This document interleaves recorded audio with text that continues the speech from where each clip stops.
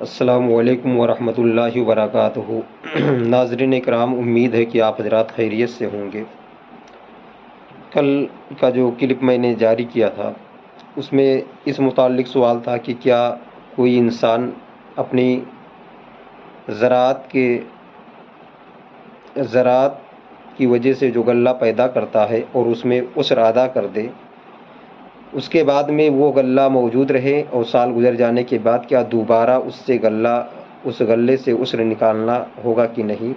تو اس کا جواب آپ تک میں نے پہنچایا تھا کہ اس غلے کا دوبارہ عشر نکالنا واجب نہیں ہے اور نہ ہی اس پر زکوٰۃ واجب ہے۔ آج اسی مسئلے کے متعلق سوال پیش ہو رہا ہے، آپ حضرات اس کا جواب ملاحظہ فرمائیں۔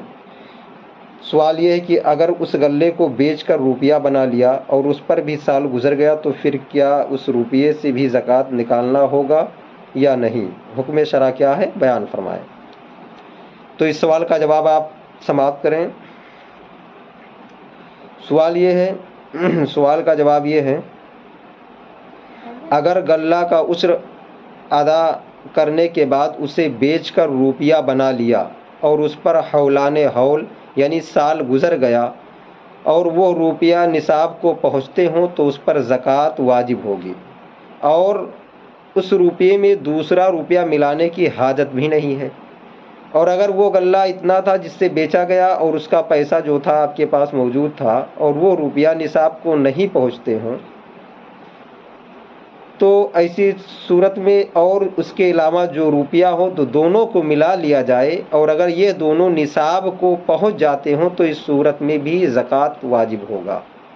تو آج کے سوال کا جو جواب ہے اس کا ماحصل یہ ہے کہ کسی انسان نے غلہ پیدا کیا اور اس پہ عشر نکال دیا۔ عشر نکالنے کے بعد جو غلہ اس کے پاس تھا اسے اس نے جمع کر لیا، جمع کرنے کے بعد اسے بیچ دیا۔ اب بیچنے کے بعد اگر وہ روپیہ اتنا ہو رہا ہے کہ سال گزر جائے اور حولان حول اس پر ہونے کے بعد میں وہ نصاب تک پہنچتا ہے تو صرف اسی غلے کے اس پیسے پر زکوٰۃ واجب ہو جائے گا۔ اور اگر اتنا روپیہ نہیں ہے کہ اس پر زکوٰۃ کا نصاب پہنچ سکے تو ایسی صورت میں اس کے علاوہ اور اگر کوئی دوسرا پیسہ ہو اس کے ساتھ تو ان دونوں پیسوں کو ملانے کے بعد میں اگر نصاب تک یہ پہنچ رہا ہے تو اس پر زکوٰۃ واجب ہوگی۔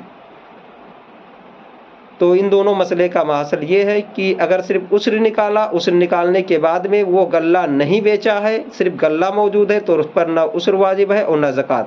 اور اگر وہ غلے کو بیچ کر کے پیسہ جمع کر لیا ہے اور غلہ